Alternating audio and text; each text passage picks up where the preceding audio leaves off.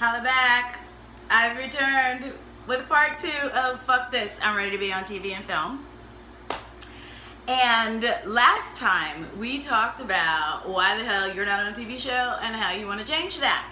And that talent is great, whatever. But if you look at Netflix and Amazon, which are the new platforms where everybody's getting introduced and people with no TV credits are starring in shows, now would be the time to figure out how they did that. Right? Half of New York City's acting community is on Luke Cage, for the grace of God. So anything is possible. I mean, no credits. None. So what is stopping you? And when you get rid of all the other variables of why something hasn't happened and you see it happening to everybody around you who is as talented as you are and you're doing exactly what they do, and it's not happening for you, then the one constant here is you. And I'm not going to say it's you're not talented enough. I'm going to say you're stuck because you don't believe it's possible. So that's the first thing you have to move out of the way if you really want to be on TV. This idea that it's not possible for me, it happens to other people. You know, the adjustment is, why not me? Why not? Why not? Once you make that adjustment, right, write down for yourself a list, all the reasons why you want to be an actor on TV and in TV and film, and the reasons that you're not. Most of the reasons that you're not are in your head. They're not true. You may believe them, they feel that way, but they're not true. But what is true and what is the constant is why you want to be in TV and film, why you want to be an actor. You wouldn't want it if it wasn't for you, right? So, the first thing is to adjust that it can't happen to me to why not me? And once you've made that adjustment, the world is your oyster, right? Last time we talked about tone, that was clearly one of the most important things. You're going into an audition, you're listening, you're responding, it's great. Why doesn't it feel right? Why you're not getting the callback? Why do you go to these classes with these casting directors and they're like, oh, I don't believe you. But they don't tell you why they don't believe you. They don't give you the tools to nail the audition. And from all your training, you're like, I'm listening and responding, I'm working moment to moment. Are you? Right? That's what we covered in the last video. Tone of the show and what moment to moment on camera actually means. On camera, working moment to moment means you have not shaped out what the acting moment is. You know how people get their sides? And I'm going to break all the rules of acting school. They're like, get your sides in and write down your action line by line. Well, guess what's happening on camera, which is different from theater. In theater, it's you and your acting partner and lots of beautiful language, right? In TV and film, it's you, your acting partner, and the camera, which is this invasive eye that is streaming right into your brain, into your self-conscious, and saying, I'm not interested in what your mouth is doing. I'm interested if your mind is actually following your mouth. Is your self-conscious really feeling that action that you just decided was what you were going to do? Are you really doing that in the moment, or did you rehearse it? Right? The camera is the difference. It's why it changes the acting. The camera is looking to catch you lying. The camera doesn't exist in theater. So that means when you're acting on camera, there's a huge adjustment that has to take place. You actually, if you are falling in love, you actually really need to be falling in love on the camera, not because you rehearsed it. Right? It's all in the psychology. It's all in listening moment to moment. It's all in allowing what the other person is saying to you, what they are doing with their eyes, that actually happening to you in real time in the moment. That's not something you can predict. And the camera wants to see that miracle, right, in human interaction and emotion. So that's the first thing about working moment to moment camera and how it's different from what you've been trained to do. And the second thing is that the tone of shows has to do with stand-up comedians writing their own shows. So you have to adjust to the humor. You have to adjust to the way they throw away the lines. You have to adjust to the way that their psychology works, right? So these become the variables that affect an on-camera audition. And there's something you have to get in a room and learn, which is why I'm doing these videos, which is why I'm doing the free class on Tuesday. Because I can talk you through it, or I can walk you through it. And once I walk you through it, it's a tool that you can take with you to any audition. Now, the next piece that happens is the piece around a business strategy. In order to get auditions, okay, you have to be on a casting director's go-to list, or have a manager and an agent who have a lot of street cred, who can pick up the phone and get you the audition even without having lots of credits. Or you have to have just shot something and done really, really, really well, and it showed in prime time, and everybody in New York saw you on it. Or you have to have just been in a show and got a huge New York Times review from Charles Isherwood or Ben Brantley, and everybody in town is talking about you. You have to have heat, and in lieu of having the job that creates the heat, you need a team that can create heat. And you know what gives a team, and by team I mean your casting directors, agents, and managers, and mostly managers and your agents who fight for you. If they don't have the heat, then you better have the heat. What makes an agent or a manager have heat? The same thing that makes you have heat. They have a bunch of clients who are on television shows right now. Because that means for every single one of their clients that's on a television show, they negotiated that deal. They now have a working relationship with the producers of that show, the director, and the casting director. And the casting director is saying, this agent or manager equals dollars for me because their client's book.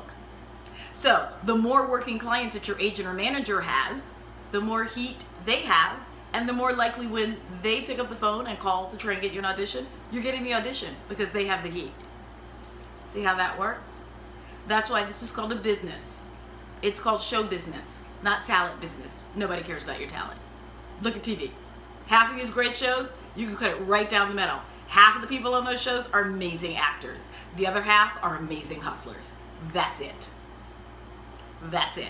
Now you can wait on talent to get you there, and that may or may not ever happen. Sorry, those are the numbers. Talent and luck. Or business strategy, a strategic plan, and hustle like there's no tomorrow. Or make your own work. These are the options. Now, my cat is about to lose her mind, so I'm gonna move her back down on the floor. Thanks so much. Okay, so the business plan is everything. And here's a time where you turn off the video right now if you're thinking, well, I'm not going to get a safety job. I'm not going to do business. I'm not going to have a brand. I'm not going to do all of that and have a reel and all of that. I'm just an artist. Here's the time where people who feel that way should turn off the video, because that's not what I'm teaching. You should just go and do your art and wait to be discovered if that's important to you or not, or whatever. Just go do your art. That's what's important to you.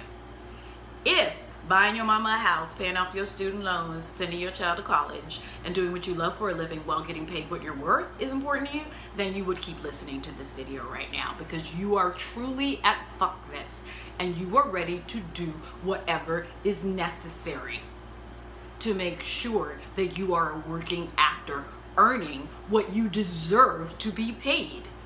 You went to school for it. You spent 2 years in somebody's studio in New York City shelling out thousands of dollars. You deserve to be paid what you're worth. And you're ready to do whatever is necessary to make sure those two meet. If you're not, turn off the video. If you are, then Tuesday's class is where your ass needs to be. Because here are the options. You can work on this business plan. You can work on nailing tone.